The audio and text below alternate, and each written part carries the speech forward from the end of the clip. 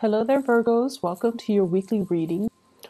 First of all, when I was shuffling the spread, what I had for you was I see this woman. She's wearing this Victorian dress. She looks like almost like a governess. You know, somebody that takes care of the household, takes care of the kids, and keep the mansion, the estate running. She's I believe she's a mother, but she looks more like a governess. Like she's a little bit cold, a little bit distant. And she has her kind of finger wagging like she's scolding somebody. And then on the ground, you see this little girl. She's probably like 5 years old. She's holding a doll. And there are like two broken plates on the ground. And it seems like she was scolding at the little girl because the girl probably broke those plates from the image that I saw. And the girl is sad and she's kind of ashamed. And she did a little curtsy. She, bent down and kind of distracts the governess by spreading her dress and doing a little curtsy and then smiling. And the governess, it seems like her heart is melted, and then she stops yelling or she stops scolding. That's what it feels like to me. And so in alignment with this reading, I feel like the cards are corroborating the same theme. What I have here is the Page of Cups. And I feel like there is somebody in your life who is a little bit of a charmer, who's a little bit of an attention seeker. And I feel like, this is somebody that might have been very evasive when it comes to their responsibility. So it doesn't really matter how old they are. They could be a child, or they could be an adult acting like a child or behaving like a child.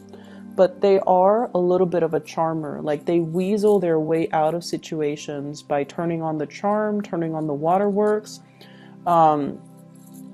They know that they are cared for, and I feel like they tend to push boundaries a little bit. Okay, so if you're dealing with children, you want to be a little bit careful when it comes to their behavior and how oftentimes they can turn on the charms or the waterwork to get out of getting a scolding, or to avoid repercussions for their actions, or even to kind of charm their way into people's hearts. Okay, so that's what I'm getting. For some of you, this could literally be a child. For others, it could be a relationship partner, and then for others, family members. I'm also sensing as well co-workers. I'm not sensing it strongly, but I feel like it could be a co-worker who is a little bit kind of like evasive when it comes to handling their responsibilities. So if this is somebody that you're dealing with in the work front, and I see this a lot for you guys, it's almost like energetically, you guys are such workaholics and you guys are such good workers that oftentimes you are put alongside people who are slackers. And I feel like, there is a major karmic lesson here about them needing to learn from you. It's almost like you're setting the bar really high. You're setting the standards of integrity and work ethics. And they're supposed to learn a big karmic lesson from you about personal responsibility, personal obligation, stepping up when other people are not in the picture, or stepping up regardless of who's looking.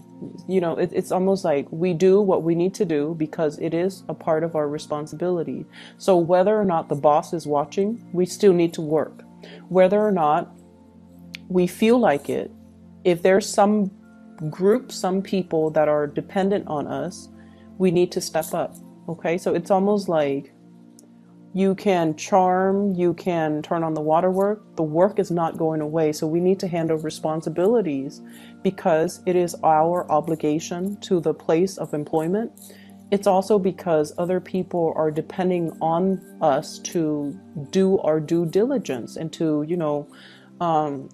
take care of responsibility. So they're supposed to learn these karmic lessons about, self-sufficiency, about as well. Understanding that they need to hold up their end of the bargain. And a lot of the times, from what you're supposed to be learning from them as well, is to learn to ease up a little bit, is to learn to, delegate responsibilities, and also to learn to set boundaries so that responsibilities are not dumped upon you, because these are opportunistic types of people. And when they sense that you're very, very kind, and when they sense that you're able to, that you're doing things like above and beyond your scope of responsibilities, they like to dump responsibilities on you. So I feel like there is a karmic lesson needing to be learned from both parties in the work environment. Okay. I definitely feel there's something cracking. It's almost like the straw that broke the camel's back. And so this week, there is a lot of responsibilities that you have to take care of.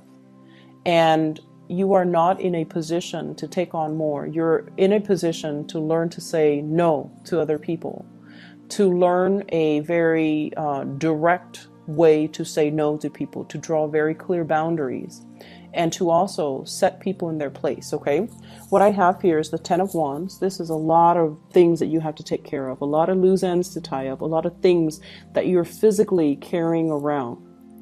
And if you are kind of like trying to avoid people, I usually think of this as like, he's using those wands to cover his face, not wanting to see people, not wanting to confront people, conflict avoidance, trying to just avoid certain people. This is really a week for you to step into this power with the Ace of Swords. This is like saying what's on your mind and meaning it, and learning to say no to people, learning to cut people out. Okay. The man on the horse, he's a little bit shocked by this Ace of Swords. It's coming out in such a fast and swift and truthful manner that he didn't expect. So if you have been kind of like, the doormat, I feel like this is the week where it's like, enough's enough. I'm not going to be taking on other people's responsibilities. I'm already, stretched thin. I'm already wearing multiple hats. I'm already going above and beyond my scope of responsibilities, and it's not fair. So you're going to set the record straight, and you're going to preserve your time, which is very little and very precious to you, so that you can take care of the things that you need to take care of. Okay. I also see as well, there might be issues when it comes overall with like conflict within the family. What I have in this spread though, and I don't want you to fret, okay? I have a lot of love. I have a lot of communication and a lot of love. And so the people around you, they truly, truly, truly care about you. Even those co-workers that slack off, they care about you. They don't want any harm to fall on you, not only because your use value to them. I feel like they like you as a person. They're just opportunistic. They would do this to anybody. So it's not personal, right?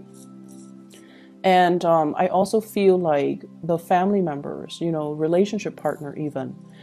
What I have here is the Ace of Cups. You have two aces, Ace of Swords and Ace of Cups. Communication needs to come from the heart. Okay, it's not about scolding. It's not about, chastising somebody for their wrongful behavior. It's about telling them, you have to be a little bit more responsible with those plates. Like you broke those plates because you were reckless when you were playing. So being a little bit more delicate and gentle and toning down the communication when you're interacting with people that you love. And especially if you're interacting with people, it's almost like the delivery, the tone, the attitude matters a lot. And you want to be cognizant of that. Because what I feel in this spread is there's a lot of love involved, but maybe the delivery of a message needs to be changed, needs to be softened up, needs to be thought out a little bit better. Okay? But what I do feel is, there's definitely some people weaseling their way out of dealing with ramifications of their actions. There are also people as well. This is sort of like conflict, not seeing eye to eye with people, but it's a very slight, minor type of conflict. And a lot of it has to do with control issues, wanting to control other people, wanting to control environments, wanting to control a situation. This could be coming through from your end or from another person's end. But there's an element of control and wanting to have like a, it's like my way or the highway, you know. It's almost like, it's not so much about the broken plates, because, you know, the image that I saw was a child. Children are going to be children. They're going to be a little bit reckless. They're going to be a little bit clumsy. And so after everything is said and done, the plates are already broken. The child's already ashamed. And so they don't need, you know, that further reprimand, I guess. Okay, so gauging the situation and picking your battles and knowing when to get involved and when to kind of withdraw. Okay, so that's what I'm sensing here. I feel like in relationships, there might be a little bit of conflict coming in, and I feel like it's ideological in nature. Ideological in nature. I have here a fire sign, a Sagittarius, an Aries, or a Leo. And I also have a Taurus person in the picture as well.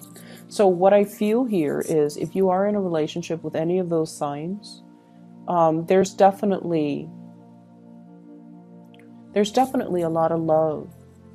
But I almost feel like ideological differences get in the way. And what we have to try to remember is just because someone doesn't see things the way that we see things, it should not. So if it's just on the ideological viewpoint, if someone doesn't see things the way that you see things, it shouldn't diminish, you know, your love for them or their love for you. If someone rejects your idea, they're rejecting your idea. They're not rejecting you. If someone doesn't do what you ask them to do,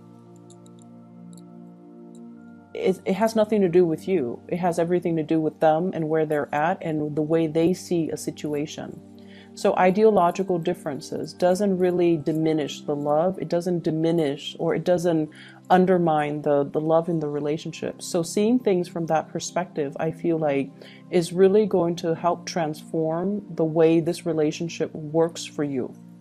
So we can agree to disagree. We don't always need to agree on all topics under the sun in order for us to work as a unit, in order for us to move forward, in order for us to, you know, be together.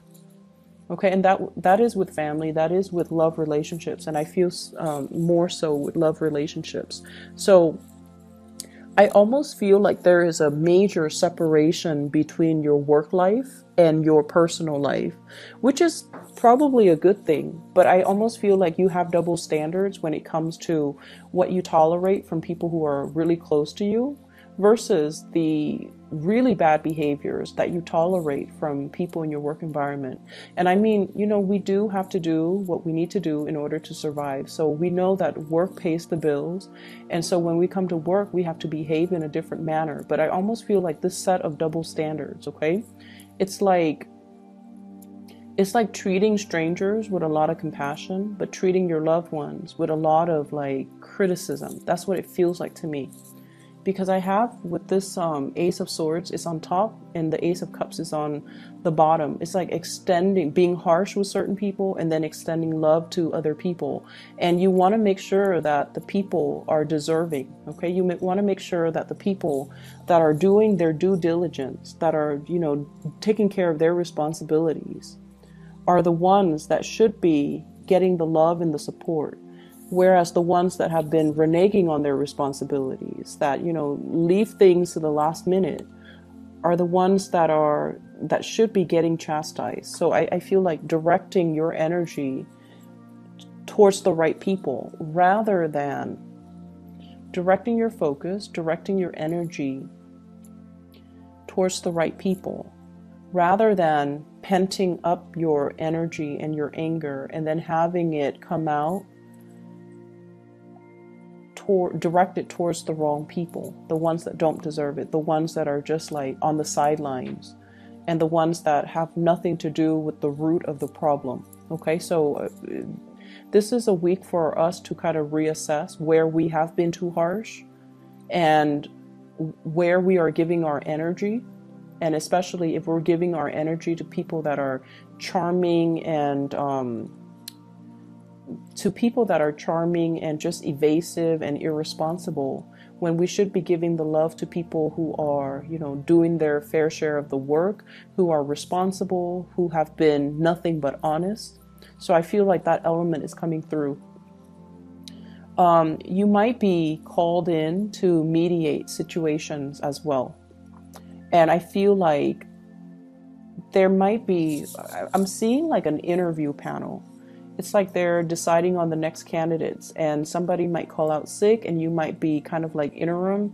You might be called in to fill that position on a panel where you are assessing people's work potential. You're assessing people's skills. You are assessing people's work history. So I don't know if you're on a panel to do that. So like I said, somebody might call out sick. You might be a filler. Or if you do this on a regular basis, I feel like there will be a lot of good candidates. Okay, so be careful about those charming ones. Be careful about the ones that are, super articulate, but when it comes to their work history, and you want to make sure you follow up and call their references, okay, and asking the right questions.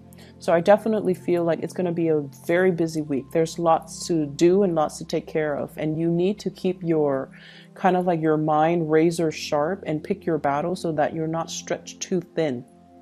I'm seeing as well, I honestly feel many of you have a lot of support from the people in your work environment, especially the higher ups, okay? I mentioned this with Libras as well, but I also feel it coming through from you. With Libras, it seems like they're getting a lot of assistance. And I feel like with you, you don't reach out. You never reach out when you have, when you need assistance. You are very stoic, and this is like earth sign. This is typical earth sign energy. You, Taurus, Capricorn, you guys are very stoic. You guys are self-sufficient, and you pride yourself, especially you and the Capricorn. You pride yourself on being self-sufficient, on being able to do things on your own. And you work best actually when you're on your own, when you're left to your own devices, because you know what needs to be done. And so the whole process regarding teamwork, group effort, all of those things are nice in theory, but in real life, they hinder progress. In real life, if you're left to your own devices, that's when magic happens. And so you might be shying away from group work. You might be shying away from, working together with other people, because everyone's going to have their own agenda, and everyone is not on the same page when it comes to their reliability, and everyone's not on the same page when it comes to their ability to take care of things. So I feel like, group work is just like the bane of your existence. I'm also sensing as well, I'm also feeling as well, and this is, relationships.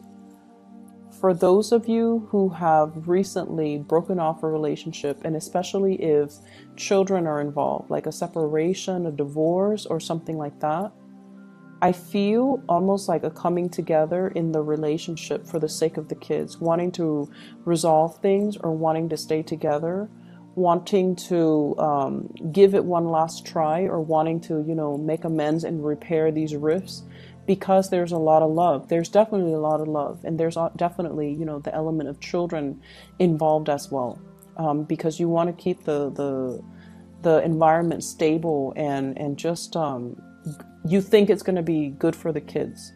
Make sure all parties are on board, and make sure that, it's almost like you should do it for the kids, but at the same time, if this is a cyclical merry-go-round, if that, you're going to get into heated arguments with your partner, it's best not to keep that energy around the children, okay? Learning to air out the dirty laundry, learning to air out these things behind closed doors, I feel is the best strategy. Okay, so you might be dealing with somebody who's very explosive. Like when they're upset, they need everybody to know that they're upset. They're kind of like a little bit like dramatic. Okay, and I feel like keeping that energy a little bit tame, or having that conversation with your partner, so that you can have these, so that you can remove the children away from the conflict, or you can, you know, air out your differences behind closed doors. I feel like that's the more adult thing to do. So that's all that I have for you, Virgos. I hope the reading resonates. I hope it has been helpful for you. And I do wish you all the best, okay? And I'll be back next week. Take care of yourself. Hopefully this energy will clear up, and then we'll have, you know, like a clean slate reading, okay? Take care. I'll talk to you guys soon.